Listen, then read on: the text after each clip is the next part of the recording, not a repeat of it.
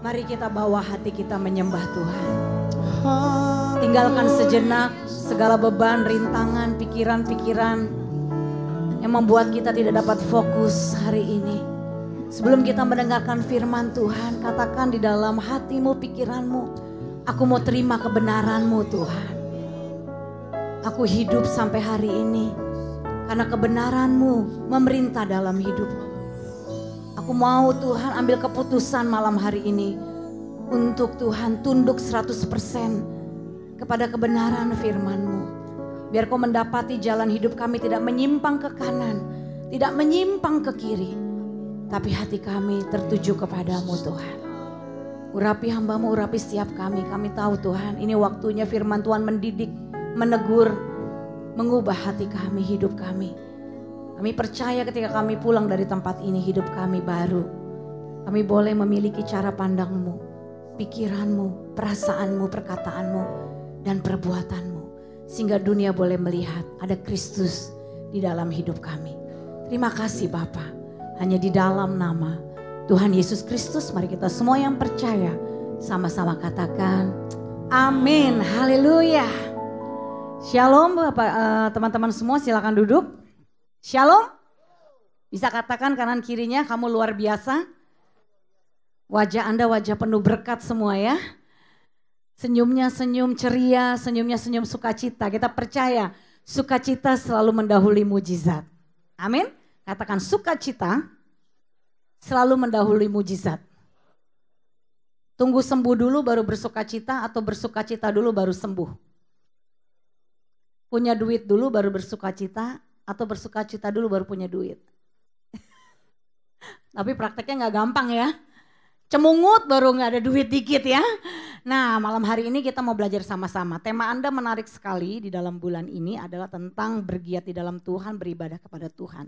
Nah saya akan bawakan esensi dari bergiat dan beribadah di dalam Tuhan ya. Nama saya Kak Sandy, suami saya Kak Doni, anak kami 3, Vania, Vanessa, Valerie. Kami melayani di Victory Church GPDI Cirende, daerah Lebak Bulus, Jakarta Selatan. Ya, nah tema ini akan membawa kita untuk kita dapat mengerti bagaimana kita bergiat dan beribadah kepada Tuhan. Katakan sama-sama renewal. Apa artinya? Ayo, renewal itu apa? Pembaharuan ya. Anda ada yang mengalami masalah banjir di tanggal 1 atau bulan Februari kemarin?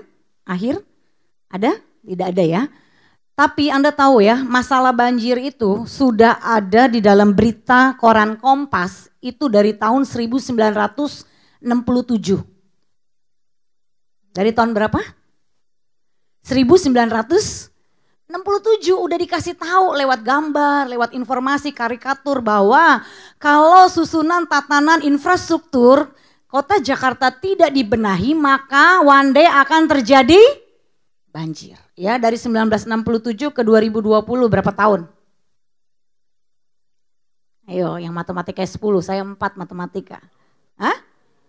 53 tahun kan? Tapi kenyataannya tahun 2020 kita mengalami banjir lagi. Berulang lagi. Betul ya? Nah, kalau ada situasi dalam hidup Anda dan saya yang selalu berulang terjadi, itu namanya Anda dan saya tidak memperbaharui hidup kita. Ya. Jadi masalah banjir ini sebenarnya bukan masalah. Sudah diberitahu dari dulu. Ya. Adik ipar saya beli rumah di Alfa Indah. Itu udah sering kali banjir. Ya, jadi waktu dia beli rumah second, dia renov langsung dia perbaharui, dia naikin.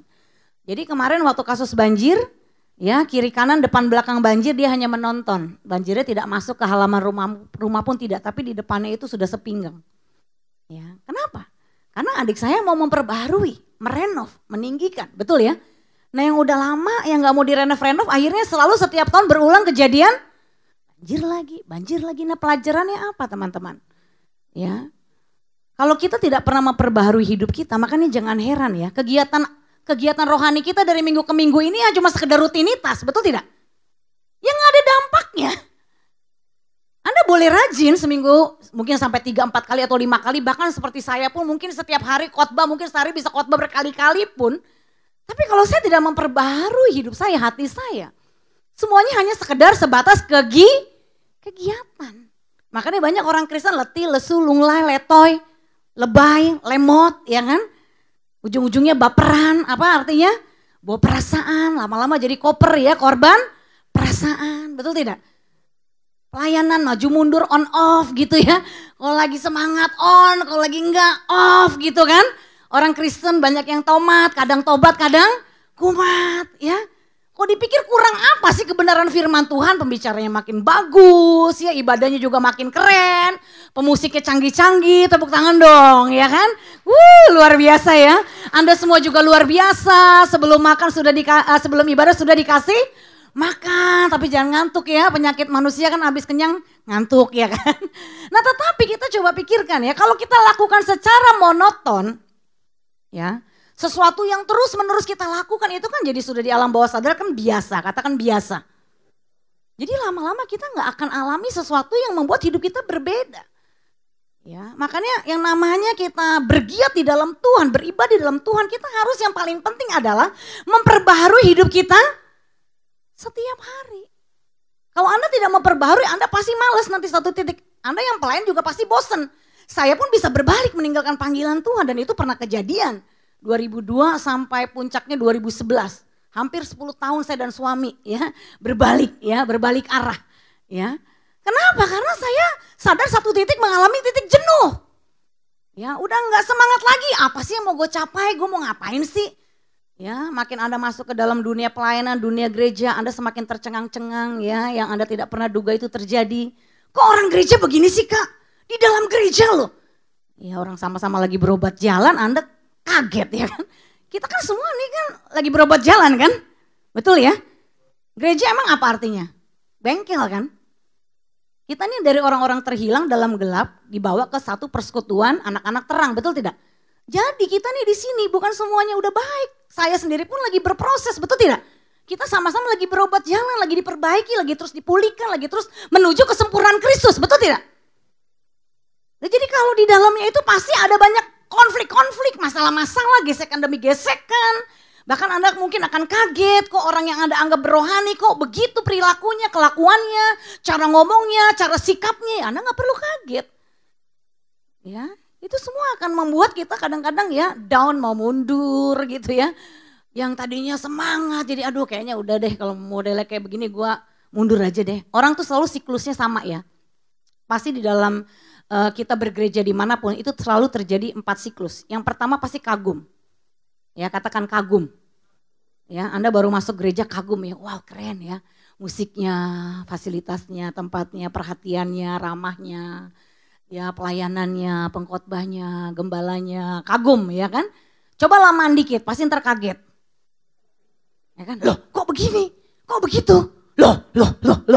Ya kan? Ini namanya Anda ke restoran, kalau cuma lihat estalase semua keren, coba ke dapur. Serapi-rapi dapur berantakan enggak? Ya berantakan. Anda mau ke gereja manapun, ya kalau di sini Anda nggak kerasan, Anda pindah gereja lain, ya sama. Anda pertama kagum dulu, ntar lama-lama kaget. Udah kaget terus apa? Kecewa, ya kan? Loh kok begini sih? Ya saya nggak menyangka Kak, saya nggak menyangka. Ya pasti begitu siklusnya. Kalau udah kecewa lalu apa? Kabur ya, keluar. Dan kita berdoa yang kelima harus terjadi, harus kembali lagi. Kayak anak bungsu, amin. Harus kembali. Ya kalau Anda Tuhan suruh tertanamnya di sini, Anda pindah ke sana, Anda nggak akan bertumbuh, nggak akan berbuah. Percaya sama saya ya, orang yang suka pindah-pindah itu nggak akan bertumbuh berbuah, saudara. Kenapa? Karena tidak pernah berakar. Ya kalau nggak berakar gimana mau bertumbuh, gimana mau berbuah? Ya, nah malam hari ini ya kita penting bukan hanya sekedar kita tuh aktif, bukan hanya sekedar aktif. Katakan sama-sama 1, 2, 3, bukan hanya sekedar aktif, ya. Aktif belum menunjukkan bahwa Anda cinta Tuhan. Anda bisa aktif tanpa cinta Tuhan, tapi Anda tidak bisa ya. Kalau Anda cinta Tuhan pasti Anda aktif, pasti Anda beribadah, nggak mungkin dong, ya kan? Nah tetapi intinya ya, dimana kita harus terus setiap hari renewal, perbaharui hidup kita. Ya, baca Yeskiel 36 ayat 26, 23. Kamu akan kuberikan hati yang baru dan roh yang baru di mana? Di dalam batinmu, dan aku akan menjauhkan dari tubuhmu hati yang keras dan kuberikan kepadamu hati yang taat. Katakan hati yang baru. Tuhan konsen banget dengan masalah pembaharuan, saudara. Makanya begitu kita lahir baru, kenal Tuhan, memberi diri dibaptis, ya kan. Tuhan beri kita hati yang baru. Karena dengan hati yang lama kita gak akan bisa mengenal Tuhan. Ya, makanya Tuhan mesti kasih kita hati yang baru, ya dibilang new life, ya kan, hidup baru. Kamu adalah ciptaan yang baru, yang lama sudah berlalu, sesungguhnya yang baru sudah datang, ya kan. Kita diperbarui. Ya, Tuhan kasih rohnya di dalam batin. Batin itu kelihatan atau tidak kelihatan? Tidak kelihatan. Ya, sesuatu yang di dalam yang harus kita bangun bersama. Tapi sayangnya kan manusia lebih tertarik ya memperbaharui yang di luar kan? Betul tidak? Ya, gimana kita memperbaharui rambut kita, wajah kita, pakaian kita, tas kita, sepatu kita. Ya, yang nampak, yang bisa dikasih jempol sama manusia, yang bisa dipuji orang. Betul ya? Manusia lebih tertarik dengan membangun apa yang kelihatan, betul ya? Sampai dia lupa memperbarui yang di dalam, karena yang di dalam tidak kelihatan. Anda lebih semangat ke mall atau ke menara doa? Ya kita jawab jujur aja. Oh udah konteksnya, menara doa. Doa lagi. Coba kalau ke mall asik nih, gue mau ngopi-ngopi nih, hangout nih. Nyantai nih, nonton, shopping, ya kan? Itu udah kecenderungan kita suka memperbaharui yang di luar. Pakai sepatu satu setahun bertahan nggak Anda? Di sini ada yang selama setahun nggak pernah beli sepatu? Ya, bener bro, setahun ya. Tapi kan iya, kalau dikasih berarti ada pembaharuan dong, bener nggak? Cuman beda aja. Ya, yang satu barunya karena beli, yang satu barunya karena dikasih. Tapi dalam setahun mungkin nggak beli baju, nggak beli sepatu, ya kan? Kenapa? Karena kita cenderung pengen yang baru kan? Handphone baru keluar, ya Pro nih 11 iPhone 11 Pro, sampai berbondong-bondong orang nitip, ya kan? Sampai waktu saya pulang dari Amerika dititipin, ditahan gara-gara ada yang nitipin iPhone coba. Sampai 2 jam, 3 jam ditahan, aduh capek deh gua. Udah itu mereka bayar pajaknya 6 juta lah, ada yang 7 juta tergantung ya kan. Sampai 7 handphone saya dititip, 6 handphone. Ya ngurusin handphone orang, iPhone orang, kenapa? Karena mereka pengen duluan nih, gue pengen nunjukin nih gue udah dapet yang baru. Ya enggak? Itu kecenderungan kita, Anda dan saya, kita sama. Masih suka menonjolkan, memperbarui hal-hal yang dilihat orang.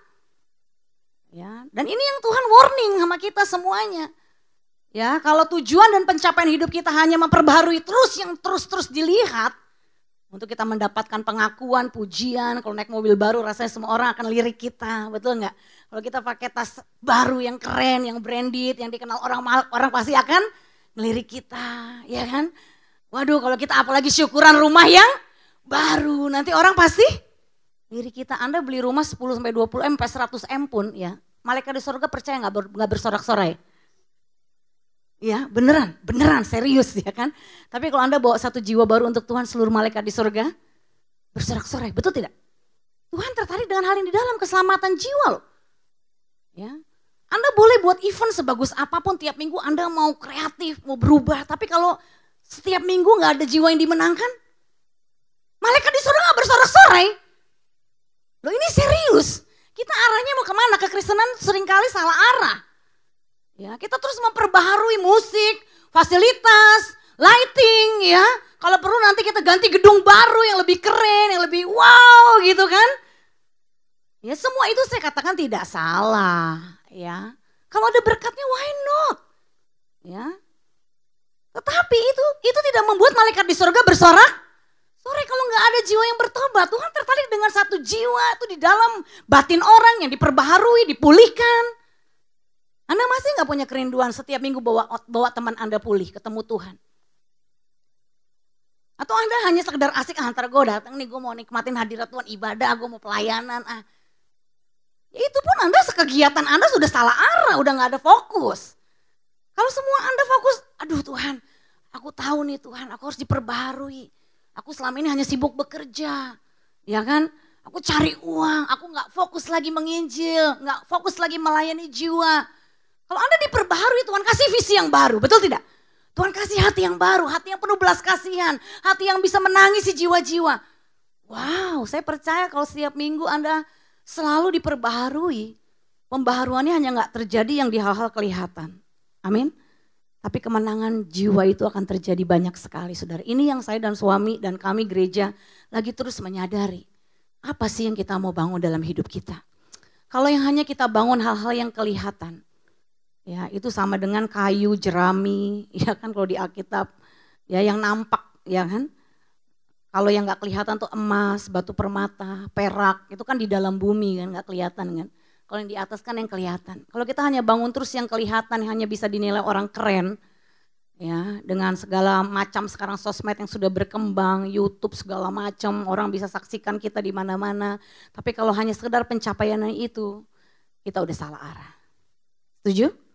Ya, Tuhan mau dengan kita diperbaharui setiap hari, hati kita baru, pikiran kita, perkataan kita, perasaan kita, semua perbuatan kita tuh semakin menjadi serupa seperti Kristus. Amin. Itu poinnya. Ya, saya berdoa mulai malam hari ini kegiatan ibadah kita.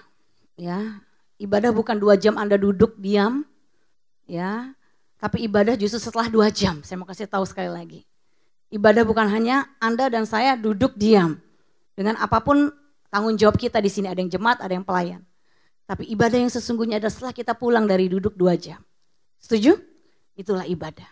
Karena duduk 2 jam. Ya, mau perampok, mau pelacur, mau siapapun orang jahat bisa bertahan. Tapi setelah pulang dia kembali membunuh, dia kembali melacurkan diri, dia kembali berzina, bercabul, buka situs pornografi. Ya, dan kita tidak mau terjebak dengan hal itu. Halo? Ibadah sesungguhnya setelah 2 jam kita pulang, kita tetap memuliakan Tuhan. Ya, orang tuamu, suamimu yang sudah menikah, istrimu, anak-anakmu, mereka bisa melihat ada Kristus dalam hidupmu. Setiap hari kau remuk hati, kau hancur hati. Ya, ketika kita diperbaharui, kita gampang sekali saudara yang namanya tuh peka dengar tuntunan Tuhan. Kamu tuh udah salah jalan, kamu tuh salah ngomong tadi, kamu melukai hati orang. Aduh, kita akan peka sekali dipimpin Tuhan. Ya, saat hidup kita setiap hari diperbaharui. Yuk mulai malam ini yuk ganti fokus kita yuk. Fokuskan apa yang Tuhan fokuskan, jangan fokuskan yang Tuhan gak fokuskan. Nanti akhirnya gak ketemu ujungnya. Ya, oke? Sampai di sini paham teman-teman? Ya, katakan perbaharui hati saya Tuhan. Setiap hari. Katakan sama-sama. 2, 3. Tuhan tidak punya masalah dengan masalah kita. Namun dengan hati kita. Ganti kata kita dengan saya ya. 2, 3. Tuhan tidak punya masalah dengan masalah saya. Namun dengan hati saya. Ya. Sampai di sini paham? Masalah Anda apa saat ini? Anda list masalah Anda. 3 akar masalah terbesar manusia selalu sama. Yang pertama area pernikahan, keluarga. Itu berbicara tentang hubungan sesama. Yang kedua tentang keuangan. Ya, yang ketiga tentang kesehatan. Selalu muter-muter di area itu dari Tuhan Yesus sampai sekarang. Betul? Itu 3 konflik manusia terbesar. Ya, di 3 masalah itu saudara. Kalau saya suruh Anda list hari ini, apa masalah Anda? Saya mau tanya, apakah Tuhan sanggup menolong Anda? Sebesar apapun masalah Anda, Tuhan sanggup menolong Anda? Anda punya konflik suami istri, Tuhan sanggup pulihkan? Anda punya hutang mungkin, Anda nggak sanggup nyicil. Anda udah mentok mungkin, udah berusaha, udah kerja keras, masih belum bisa lunasi. Tuhan sanggup menolong Anda? Anda sakit sekarang, Tuhan sanggup menyembuhkan Anda? Jadi masalahnya apa? Masalah kita apa? Tuhan sanggup kan? Halo? Tuhan sanggup? Ya, Anda nggak perlu takut bahkan virus corona, ya nggak usah sampai terlalu paranoid, saudara, ya lebay, ya kan. Nah, yang penting Anda jaga kesehatan, tingkatkan imun tubuh Anda, jaga kebersihan. Amin. Tapi kalau sampai semuanya serba takut, justru yang takut-takut itu yang kena, saudara, ya kan. Iya, kita semuanya berasal dari mana kan? Apa yang kita takuti 90% tidak terjadi 90%, tapi kan ada 10%-nya celah. Saya katakan sekali lagi, apa yang Anda takutkan 90% tidak akan terjadi. Saya ulangi, apa yang Anda takutkan 90% tidak terjadi. Karena Tuhan tidak punya masalah dengan masalah kita. Tapi masih ada 10% celahnya. Itu iman yang terbalik. Yang bisa membuat apa yang Anda takutin itu terjadi. Itu yang Ayub alami. Apa yang aku takutkan itu yang terjadi karena dia masih ada celah. Memberi celah. Ya. Tuhan tidak punya masalah, saudara. Tuhan punya masalah dengan hati kita. Ya, Kalau kita baca Ulangan 8 ayat 2, baca sama-sama 2, 3. Ingatlah kepada seluruh perjalanan yang kau lakukan atas kehendak Tuhan Allahmu di mana? Di padang gurun selama 40 tahun ini dengan maksud apa? Merendahkan hatimu. Berapa lama bangsa Israel dijajah bangsa Mesir? Kurang lebih berapa? 450 tahun. Dijajah loh, diajar hidup berontak, keras hati, menyembah berhala. Ya, melupakan Tuhan, pokoknya didikannya tuh didikan enggak ke Tuhan sama sekali. Lalu mereka akhirnya dibawa keluar dari bangsa Mesir. Digiring, diajar menyembah, diajar beribadah. 40 tahun enggak ngerti-ngerti. Maklum karena dijajahnya berapa? 450 tahun. Jadi maklum ya kalau ada orang Kristen udah 50 tahun jadi orang Kristen enggak berubah-berubah, harap maklum. Kenapa? Karena dia enggak mau buka hati, dia enggak mau ngerti. Dia masih jalan dengan pikirannya sendiri, ya karena faktor masa lalunya, didikannya saudara. Ya, akhirnya mau diomongin firman apapun, amennya kenceng gitu ya. Gemeteran-gemeterannya mah bergetar gitu, tapi itu tidak mengubah hidup dia. Anda tahu orang menangis itu tidak semuanya dilawat loh. Jangan seneng kalau lagi KKR semua menangis. Kalau saya harus cek, ada kesempatan konseling, beberapa orang saya tanya, kenapa kamu menangis? Seringkali saya di KKR ibu-ibu ya kan. Ya lagi nanya dia ngomong gini. Aduh Bu Sandy. Dipukul-pukul. Dari kecil saya gak pernah bahagia Bu. Wah kalau kayak gitu bukan dilawat saudara. Ya, itu mengasihani diri sendiri. Ya kan? Tapi di lain sisi saya tanya, ibu kenapa menangis? Aduh Bu, saya baru sadar hari ini. Saya istri yang gagal, saya ibu yang gagal. Saya ingat tadi waktu doa, dulu waktu anak saya kecil saya pernah hukum anak saya di ruangan gelap, saya kunciin dia.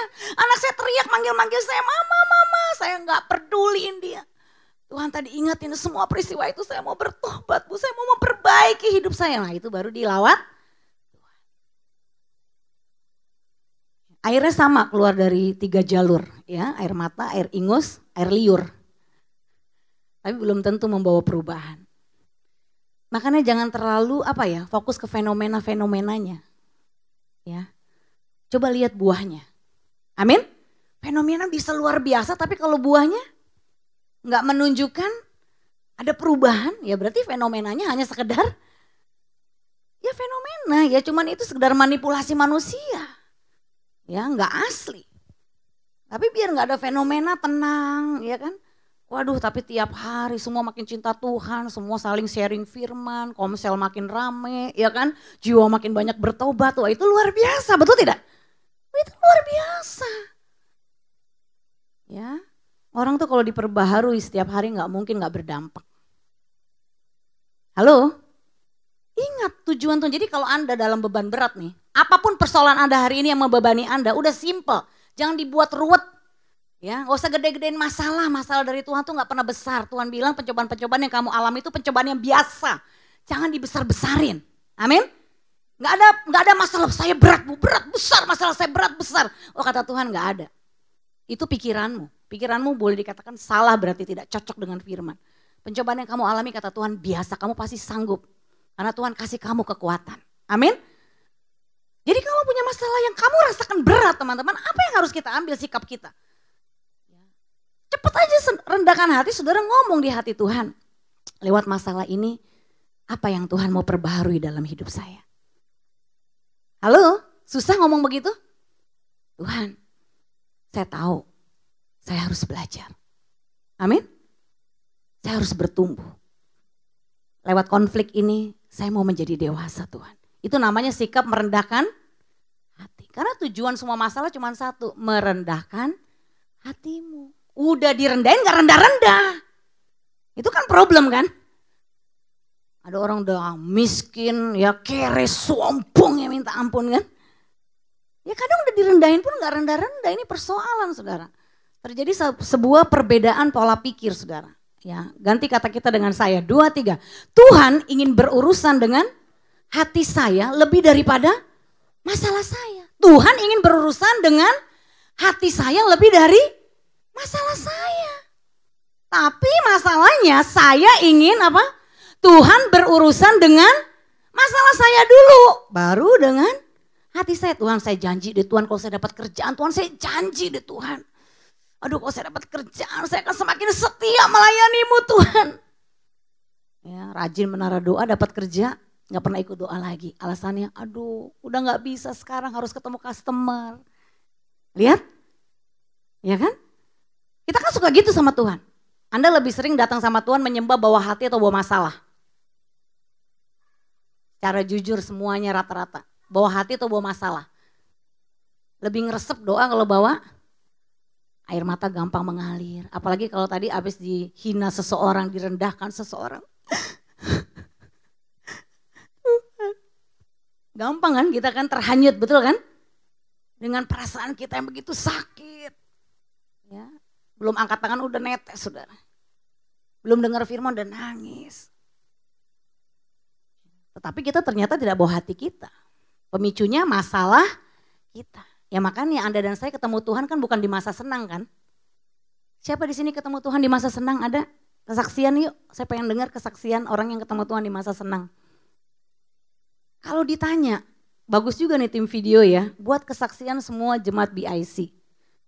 Kapan kamu pertama kali ketemu Tuhan? Di shoot itu satu-satu. Ya jadi bukti hidup. Rata-rata semua orang ketemu Tuhan tuh di masa nggak senang, betul nggak? Di masa susah, di masa krisis, betul? Jadi tidak ada yang salah kita berdoa bahwa masalah kita, tapi mulai hari ini bagi kita yang sudah diperbaharui, yuk kita datang sama Tuhan jangan terus bawa masalah kita. Karena Tuhan tidak punya masalah dengan masalah kita. Halo? Tapi Tuhan punya masalah dengan hati kita. Ada apa dengan hati kita? Yaitu sombong, congkak, angkuh. Yang keempat gak sadar. Ya, makanya saya dan suami senang sekali sering ajak jemaat ulang-ulang angkat tangannya. Ayo kanan, tangan kanan angkat, gerakan. Gerakan secara konsisten, cepet. Ya aduh semangat semua. Bilang sama diri sendiri ya. Sadar, oi sadar. Ya. Tiap hari khotbahin diri sendiri. Depan kaca tuh jangan cuma hanya mempercantik pakai bedak, nyisir, pakai gel. Jangan. Bilang sama diri sendiri, iling, sadar lu, sadar. Eling. Ya kan? Jangan keblinger lu ya, jangan keblinger. Nah, mesti khotbahin. Anda percayalah ya, khotbah yang paling powerful adalah mengkhotbahkan diri sendiri. Saya ulangi, khotbah yang paling powerful adalah mengkhotbahkan diri sendiri. Kenapa? Karena itu berbalik ke Anda kan. Siapa suka menggemakannya, ia akan makan buahnya kan. Waktu saya khotbahin diri saya, Sandy ingat ya, kamu tuh udah ciptaan baru. Kamu ingat kamu bisa ada sampai sekarang ini karena Tuhan. Tuhan yang mengangkatmu, kamu ingat dulu kamu dari mana asalnya. Rendahkan hatimu. Waduh saya khotbahin diri saya, kamu ciptaan yang baru yang lama sudah berlalu, dosa tidak lagi berkuasa atasmu. Kamu kudus, kamu putri kerajaan surga. Saya tuh dari tahun 95 sampai tadi pagi pun setiap ngaca gak pernah gak khotbahin diri saya. Dan iman saya dibangun. Ya, roh saya jadinya menyala-nyala, amin. Ya, kalau di toilet saya kan juga ada kacanya kan, ambil gosok gigi, terima kasih Tuhan. Hari ini bangun jantung sehat, tubuh sehat. Ya mengingatkan. Ya kan, Anda kan kalau misalkan bersyukurnya tuh kerasa happy sampai nyanyi loncat-loncat kalau lagi dapat bonus doang kan. Waduh dapat bonus ya, dapat berkat yang semua sifatnya materi-materi. Baru Anda nilai luar biasa. Anda bangun aja bisa nafas itu luar biasa. Betul tidak? Ya kita bisa bangun sehat tuh luar biasa loh. Karena sudah setiap hari begitu kita anggap biasa padahal itu luar biasa. Ya, banyak orang tidur udah gak bisa bangun. Sekarang kan meninggal gak tunggu tua kan. Masih muda juga banyak. Ya, itu mengajar kita kejadian-kejadian yang terjadi, saudara, itu sebenarnya suara Tuhan alarm untuk mengingatkan kita nih anak-anak Tuhan, ayo yuk perbaharui hatimu. Mumpung ya, Anda nafas tuh masih enak, masih ringan. Coba ambil nafas, tarik nafas. Enak banget kan? Yuk bebenah hati sekarang yuk, mumpung masih enak napasnya. Kenapa mesti tarsok-tarsok? Emangnya Anda pikir besok Anda masih ada waktu? Siapa di sini yang menjamin besok Anda masih ada waktu? Berani nggak Anda bilang, saya yakin Bu, besok masih ada waktu. Ya Anda boleh yakin, Anda boleh beriman. Tapi apakah seyakin-yakinnya Anda berimannya Anda bisa memastikan besok Anda masih hidup? Kan nggak ada yang tahu. Makanya kan Tuhan bilang, kalau kamu dengar suara Tuhan lakukan. Kalau pada hari ini searching tuh di Alkitab, banyak sekali Tuhan ngomong. Jika pada hari ini kamu telah mendengarkan suaraku, dengar dan lakukan. Tuhan kan gak suruh besok. Ya. Coba kita kalau terima firman tuh jangan dipikir, masih ada waktu lah, tarsok. Saya tuh tante saya gitu tuh, sakit kanker serviks. Hari Rabu dia sharing, aduh kok aku masih ada ganjelan ya, unek-unek ya. Sama suamiku, sama ibu. Adiknya bilang, udah kak, ayo tak temenin ngobrol, ngomong. Sampaikan unek-unek kakak, katanya gitu kan kata adiknya. Nanti deh tunggu waktu yang tepat. Masih ngomong begitu loh. Rabu ngomong, Sabtu meninggal, belum dia omongin tuh unek-unek. Berarti kesimpulan dia mati kan dengan membawa unek-uneknya kan. Banyak loh orang Kristen di judulnya sih RIP. Tapi gak semua orang meninggal dalam Tuhan tuh RIP. Gak rest in peace. Ada banyak orang Kristen yang meninggal dengan sangat tidak tenang. Karena orang yang udah tahu kebenaran tidak melakukan, itu paling sengsara di akhir hidupnya. Jadi jangan penyesalan di akhir hidup kita. Kalau sekarang Tuhan masih kita kasih, kita nafas, bebenarlah, perbaharilah hati kita. Kalau kamu menyembah Tuhan, beribadah, teringat akan sesuatu yang terjadi di hati saudaramu, bereskan, tinggalkan mesbahmu. Ngapain angkat-angkat tangan? Orang kecewa Anda gak minta maaf. Betul? Buat apa pelayanan-pelayanan?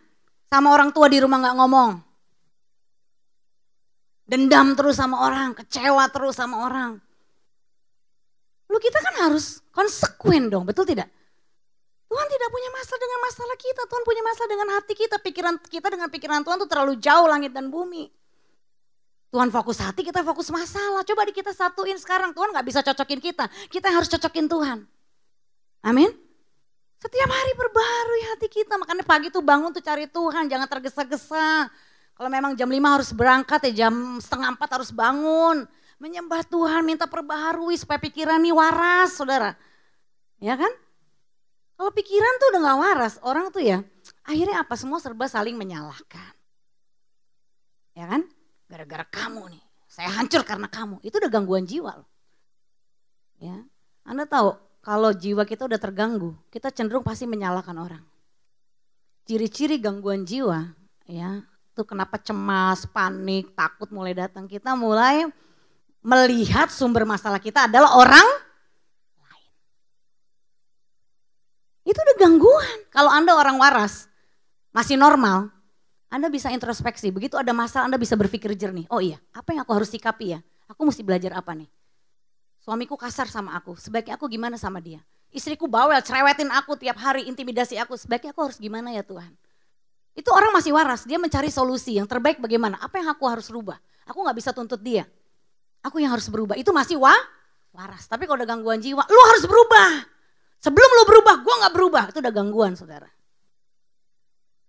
Makanya Adam tuh kan mengalami ya persoalan batin, depresi, dia takut, dia sembunyi. Makanya waktu Tuhan tanya baik-baik, Tuhan kan gak tanya marah-marah, Tuhan kan tanya baik-baik. Adam, apakah kamu sudah makan buah pengetahuan yang baik dan yang jahat? Tuhan kan gak bentak-bentak Adam. Tuhan kan gak bilang, kamu udah berdosa ya. Kamu melanggar aku ya. Apa Tuhan begitu cara pendekatannya sama Adam? Kan enggak. Adam, apakah kamu sudah makan buah pengetahuan yang baik dan yang jahat? Walaupun Tuhan udah tahu kan, Tuhan cuma tanya kan. Tapi saking jiwa Adam udah terganggu, merasa bersalah, guilty feeling tuh ya kan, terintimidasi. Perempuan yang kau berikan kepadaku Tuhan, dia yang berikan aku. Jadi dia bilang makannya gara-gara Hawa. Hawa juga gak siap, gangguan jiwa juga. Kan orang gangguan jiwa ketemu orang gangguan jiwa cocok kan. Dia tuh jadi komsel yang kuat itu. Makanya udah setahun 2 tahun gosip dia nggak merasa dosa, biasa. Sharing firman setelah selesai gosip ya kan.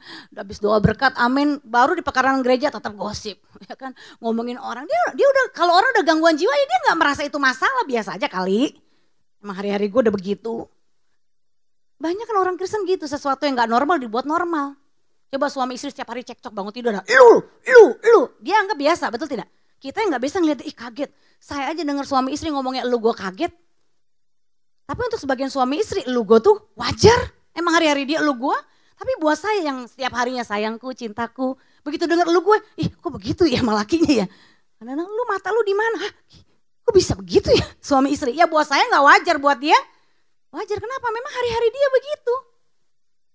Ngomong bego, ya kan, mati lu di mana? Lu sih, ya ngomong kasar tuh biasa. Ya buat saya yang sama suami nggak biasa, ya aneh, betul tidak? Tapi jangan kalau itu hal prinsip, itu sebenarnya di hadapan Tuhan dosa, nggak berkenan, Anda anggap biasa.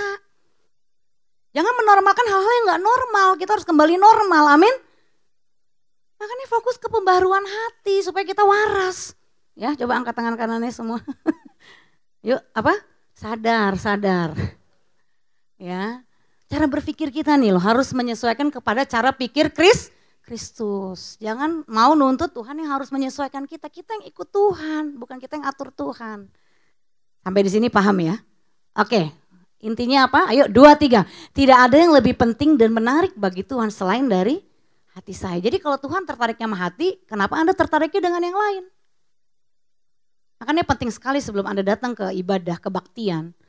Ya, Anda tuh siapin hati, katakan siapin hati.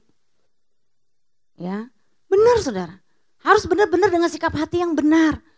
Ya, kalau dengar firman siapkan hati, firman ini untuk saya Tuhan. Jangan begini, oh nih kalau si ini datang bagus nih, si ini datang bagus nih, sayang dia nggak datang. Anda lihat kiri kanan, Anda jadi juri Indonesian Idol. Nah, tadi musiknya fals nih, song leadernya kurang semangat nih atau apa, singernya nggak ini nih, nggak oke nih, AC-nya kurang dingin nih, jangan begitu. Ya, fokus datang ibadah tuh cari Tuhan, ketemu Tuhan, ngalamin Tuhan, Tuhan bicara sama saya Tuhan ya. Saya ingin pulang ibadah saya hidup baru, saya bertobat, saya berubah, amin. Begitu, kalau hatimu mau begitu Tuhan buat begitu. Tapi masalah datang ya udah karena kebiasaan, yang penting ternyanyi, duduk diam, duduk manis dengar firman Tuhan, doa berkat pulang, amin. Ya Anda gak mau memperbarui hati Anda ya Tuhan juga gak bisa buat apa-apa. Ya sampai 10 tahun juga begini-begini terus nanti kalau hatinya gak diperbaharui. Halo? Betul. Saya pun belajar saudara, ada masalah apapun dalam hidup pernikahan kami, keluarga, anak, jemaat. Saya bilang enggak, yang diajar tuh saya bukan mereka. Sekalipun mereka juga ada salahnya, tapi saya gak mau terfokus dengan apa yang mereka lakukan, kesalahan mereka. Tuhan, hal ini membuat saya menjadi pemimpin yang lebih baik Tuhan. Saya memang harus dididik. Saya punya masalah hutang dalam pernikahan. Awalnya memicu, waduh aku mau salin suami misalkan. Oh gara-gara kamu sih udah dibilangin sih, kamu dulu gak denger sih. Ada kecenderungan begitu, tapi Tuhan bilang diam kamu, aku berurusan dengan hati kamu, bukan urusan dengan suamimu. Saya udah hati bicara, pikiran membela, saya udah mau marah, udah mau berotak. Tapi kan Tuhan, saya kan jadi susah, anak saya gimana, saya gak bisa nih. Ngontrak, saya harus numpang orang tua, udah bergumul, udah ngomel, udah marah. Diam kamu, aku berurusan dengan hati kamu. Kamu yang aku bentuk, bukan suamimu. Di situ saya sadar. Selama ini saya menganggap suami saya yang bermasalah. Tapi ternyata di mata Tuhan saya yang bermasalah. Kan beda kan? Begitu saya rendahkan hati saya, iya Tuhan saya yang bermasalah. Tuhan ngomong, kamu tuh sombong, berontak. Masa sih Tuhan? Saya kan baik. Ya kamu tuh berontak, merasa diri baik. Hati-hati ya, lebih baik Anda merasa salah, Anda masih bisa diperbaiki. Daripada Anda merasa benar, Anda susah dibenerin. Waduh, gue benar? Mau gimana ngelurusin ya? Makanya Amsal 16 ayat 2 baca sama-sama, 2, 3. Segala jalan orang adalah bersih menurut pandangannya sendiri, tetapi Tuhanlah yang menguji hati. Saya merasa saya istri yang bijak, saya merasa orang saya udah khotbahin istri-istri. Istri-istri tunduklah kepada suamimu. Khotbah gampang, Anda pintar ngomong dikit, baca Alkitab sering, pokoknya kejadian, wahyu, ulangin terus Anda bisa jadi pengkhotbah. Tapi untuk praktek, apa yang Anda khotbahkan? Termehek-mehek loh. Istri-istri tunduklah sama suami. Khotbah enak, kenyataannya nanduk nyeruduk, tapi nggak di luar. Oh saya nggak tipe sama suami tuh ngelawan begini, kalau ngomel tuh marah bentak-bentak, bukan begitu. Saya tipenya tuh bener-bener sama suami tuh submit. Saya nggak pernah tegur, bahkan kalau lagi emosi pun tuh di depan orang tuh tegur suami, teriak atau marah, mengekspresikan. Enggak, saya tuh bisa tahan gitu loh. Ya, kalau untuk urusan luar lebih bisa kontrol saya dibanding dia. Kalau dia marah dia bisa ceplos marah gitu, kalau saya lebih kalem. Ya bisa masih tetap senyum gitu ya, tenang, tapi di mobil gue semprot gitu loh. Tapi kalau di area orang tuh saya masih bisa ya. Tapi ngomongnya pun saya bebek, saya gak suka ya kamu kayak begitu. Saya tuh merasa seperti ini kalau kamu seperti itu. Ya jadi saya ngomong gitu, tapi tidak di depan orang. Nah tapi itu pun tuh ada ngomong, kamu tuh berontak selama ini. Ya, tidak dalam sikap-sikap yang di luar, memang di dalam kamu suka mencemooh suami kamu. Contoh misalkan di hati ngomong gini, ih Jadi laki lemot banget sih lu. Ya, lelet banget. Suami saya tuh tipe mikir dulu baru berbuat. Kalau saya buat dulu baru mikir. Jadi buat saya lu kalau misalkan punya ide udah jalanin dulu. Pikir belakangan gitu. Kalau dia gak bisa dipertimbangkan. Cara doanya juga beda. Dia mah begitu bangun tenang. Haleluya. Saya doa sama dia ngantuk saudara. Saya begitu doa, haleluya, thank you Lord. Wah semangat ya kan. Dia doa sama saya gak bisa doa. Itu aja udah konflik awal mula nikah. Ya kan? Padahal sama-sama mau cari Tuhan loh. Tapi gaya beda aja bisa masalah. Di dalam batin saya nih yang ditegur Tuhan. Kamu suka mencemooh dia. Ngatain lelet, ngatain. Saya tanpa sadar suka gini di hati. Gue tanpa lo gue bisa nih. Gue lebih bisa berhasil. Dulu buktinya gue kerja di kantor. Inget-inget bangga-banggain lagi masa lalu. Gue bisa berkarir. Gue bisa bayar kuliah gue sendiri.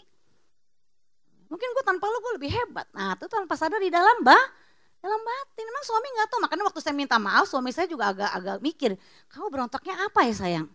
Dia juga gak merasa gimana banget gitu. Maksudnya saya wajar-wajar aja di mata dia gitu kan. Nobody perfect. Jadi untuk perhitungan dia saya sih biasa aja. Tapi untuk urusan hati Tuhan itu melihat saudara. Apa yang saya anggap bersih itu kotor semua. Waktu Tuhan singkapkan malu sendiri. Gitu banget ya saya Tuhan ya ampun gak nyangka ya. Saya cuma mengkhotbahkan teori, saya sendiri gak ngelakuin. Tuhan saya bertobat, Tuhan saya ampun. Tuhan itu kan tuntutan pengkhotbah kan lebih berat nanti loh. Makanya kalau gak ada panggilan pengkhotbah, jangan semua berambisi jadi pengkhotbah. Saudara saya kalau bisa milih mah mendingan gak mau. Iya, loh kita ngomong ini dituntut loh. Apa yang kita ngomong ini kan semua direkam kan, direcording ini. Ini kan direcording, Tuhan kan Allah yang hadir, dia Allah yang terang. Kita ngomong apa kan direcording, betul tidak? Dia tahu, diingetin lagi kamu ngomong apa tadi. Makin berat tanggung jawabnya, jangan dipikir enak. Makanya doakanlah hamba-hamba Tuhan saudara. Tuntutannya makin berat.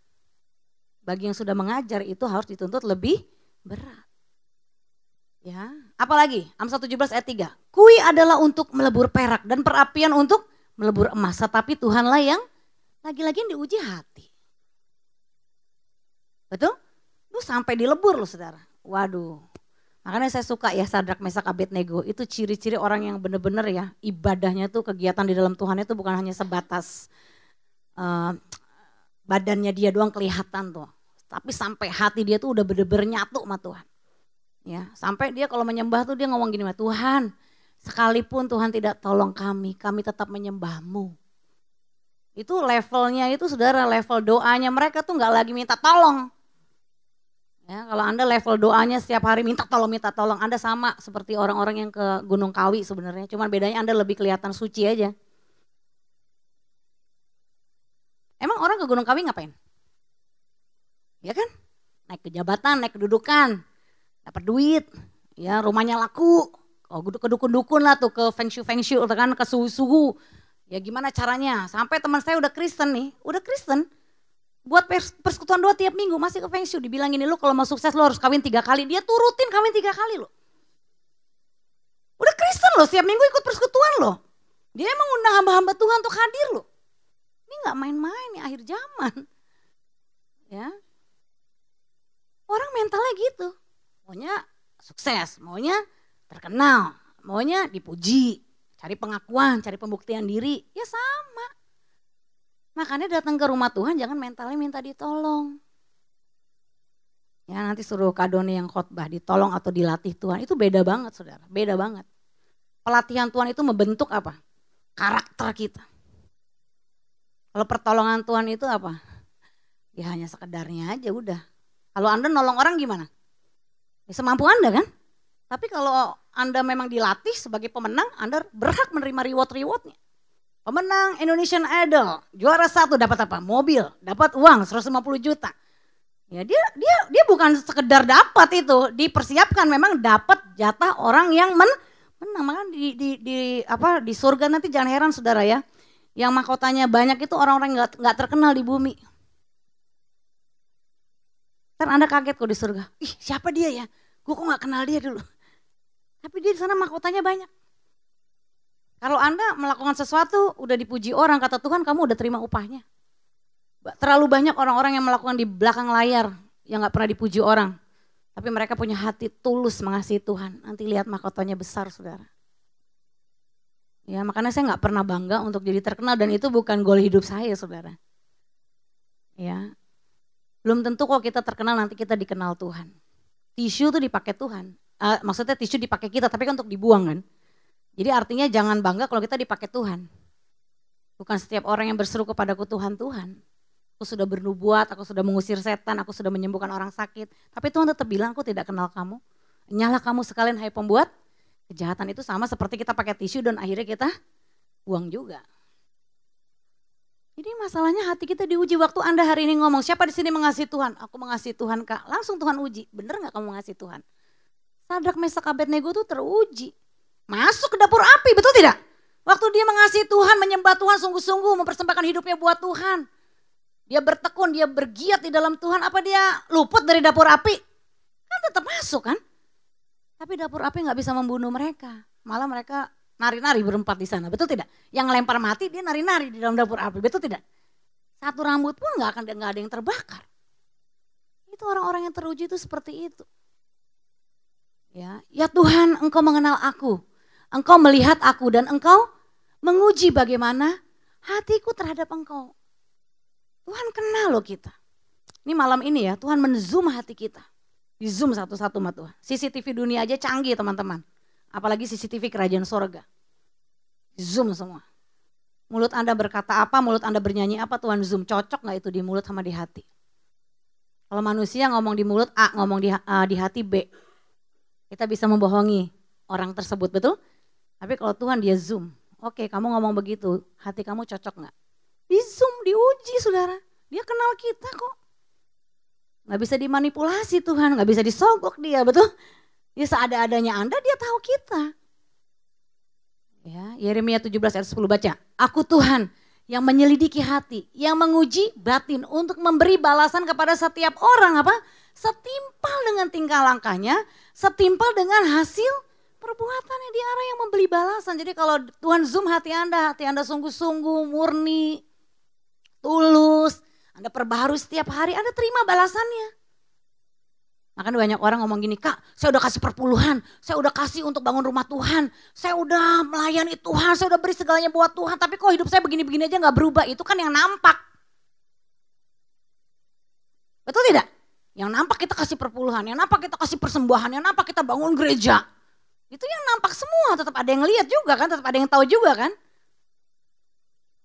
Tapi kan Tuhan tahu yang di dalam hatimu itu, kamu buat itu semua tujuannya apa? Tuhan uji lagi, betul tidak? Jadi jangan terlalu cepat ngomong saya udah begini, saya udah begini, saya udah begini, saya udah begini, kok saya begini-begini aja. Jangan, itu yang nampak-nampak itu gak direken saudara. Yang gak nampak ini yang diperhitungkan. Jangan salah arah, jangan salah perhitungan. Loh Tuhan gak tertarik dengan persembahan kita yang banyak kok. Kenapa dia tertarik dengan janda yang memberi persembahan hanya sedikit? Tapi dia beri semuanya kan? Tuhan menguji apanya? Hatinya, bukan masalah sedikit banyaknya, hatinya. Ya itu yang saya selalu evaluasi setiap hari. Saya melakukan ini untuk apa tujuannya ya? Ya kadang-kadang saya sudah terjebak lagi nih dengan satu situasi di mana aduh ada pencapaian-pencapaian tertentu yang indikasinya ke arah-arah apa pembuktian diri. Dan saya harus akui ya Tuhan saya terjebak lagi nih di area ini. Mulai masuk krisis identitas ya kan? Di pendeta juga kalau identitas nggak pulih bahaya saudara. Semua tujuannya hanya untuk nih gua, follow gua, subscribe gua, ya kan? Ya itu kan juga terjadi di area para pendeta dan saya juga harus berjaga-jaga. Jangan saya merasa hebat melayani, setia, menurut saya setia, menurut saya bertekun, menurut saya tuh udah paling all out sama Tuhan. Tapi Tuhan bilang nothing lah, mau ngomong apa? Jadi saya juga harus siap, ditegur, diintrospeksi. Diingatkan, iya ya nih saya arahnya mau kemana, apa yang saya mau capai. Perkenanan Tuhan atau perkenanan manusia saja. Tuhan akan memberi balasan. Amin. Ya, jadi intinya apa? Tidak ada yang lebih penting dan menarik bagi Tuhan selain dari hati kita. Nah ini gambar menginspirasi ya. Ayo baca sama-sama 2, 3. Tuhan tidak tertarik dengan berat besarnya masalah kita. Jadi jangan suka ngomong gini, masalah saya besar Kak, masalah saya besar. Tuhan nggak tertarik dengan masalahmu yang besar. Tuhan nggak tertarik dengan beratnya masalah Anda. Ya, tapi Tuhan tertarik gimana hati Anda. Amin. Anda tetap mau bersyukur enggak? Anda tetap mau enggak memuliakan Tuhan? Walaupun keadaannya gak memungkinkan, hati lagi gak mood. Justru persembahan yang terbaik tuh saat hati gak mood, saat gak kepengen doa, saat gak pengen nyanyi. Tapi Anda paksakan, saya ingin nyanyi Tuhan, saya ingin memuji-Mu. Saya juga kadang-kadang gitu ya, kalau bangun pagi kan karena suka capek. Beberapa hari ini juga saya tidur agak malam, adik saya datang jam 2 baru tidur. Ya, tapi saya paksakan dengan suami, saya tetap bangun, bangkitlah jiwaku. Pujilah Tuhan, pujilah Tuhan, pujilah Tuhan. Ya, itu di saat kondisi saya sebenarnya lagi gak mood untuk begitu. Kadang-kadang juga aduh kayaknya mau pelayanan, mau apa, aduh tolak aja deh atau gimana ya. Kayaknya mulai mikir gitu ya, pengen leha-lehe dikit deh Tuhan gitu kan. Kadang-kadang begitu. Saya juga manusiawi, ada kedagingan sisi-sisi di mana saya juga bertumbuh, harus diproses saudara ya kan. Ada kemalasan kadang-kadang timbul, mau tenang dulu dengan berbagai alasan yang menurut saya masuk akal ya. Tapi kan Tuhan selidiki lagi hati kita. Ya, jangan pernah bilang berat banget masalah saya besar banget, Tuhan gak tertarik. Bukan berat besarnya, tapi bagaimana hati Anda. Amin. Ayat terakhir 2 Tawarik 16 ayat 9. Baca sama-sama. Karena mata Tuhan menjelajah seluruh bumi untuk melimpahkan kekuatannya kepada mereka yang bersungguh hati kepada Dia. Ya, poinnya apakah di dalam Anda melakukan kegiatan-kegiatan rohani Anda? Ya, Anda bergiat, ya, Anda berjerih lelah di dalam Tuhan. Anda lakukan itu dengan segenap hati karena Anda mengasihi Tuhan atau ada motivasi yang lain. Kalau memang dasar motivasi Anda mengasihi Tuhan, aduh Anda datang ibadah tuh gak usah dipakein, ingetin lagi. Orang mengasihi Tuhan mah udah pokoknya apapun juga all out Tuhan. Jangankan ibadah, betul tidak? Hidup aja semua dikasih, duit aja semua dikasih, betul tidak? Coba Anda masih ada hitung-hitungan gak sama Tuhan? Ya mungkin karena Anda tidak mengasihi Tuhan dengan segenap hati. Begitu saya bertobat, saya dulu memang Kristen, saya rajin ibadah. Dari sekolah minggu ikut sekolah minggu, remaja ikut, pemuda ikut. Saya memang rajin karena mama saya didik keras. Daripada ngomel mulu udah saya datang ibadah. Tapi itu gak mengubah hidup saya. Ya, sampai satu titik saya ngalamin Tuhan. Saya ketemu kasih Tuhan, saya disentuh, saya dipulihkan, disembuhkan, diampuni. Aduh rasanya Tuhan, semuanya kayak pengen semua. Pokoknya saya berikan buat Tuhan. Jadi saya masuk dalam pelayanan, full time melayani Tuhan, beri hidup tuh nggak karena ditantang atau misalkan diminta seseorang, ayo kamu pelayanan aja, enggak, dari hati saya. Saya bilang Tuhan, saya tahu nafas saya ini nafas kedua, jadi saya mau pakai semua hidup saya untuk melayani Tuhan. Amin.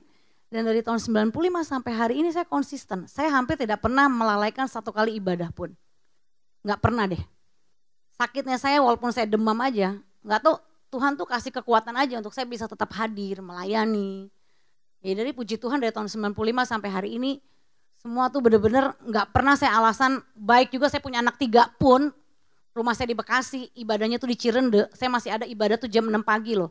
Waktu itu masih ada ibadah jam 6 pagi. Saya setengah 6 tuh udah di gereja. Kalau ibu-ibu sekarang baru punya anak 1, riweh tau gak. Anaknya kayak susah, alasan loh. 4 saya kalau sama ibu-ibu sekarang saya bilang sini lu duduk semua.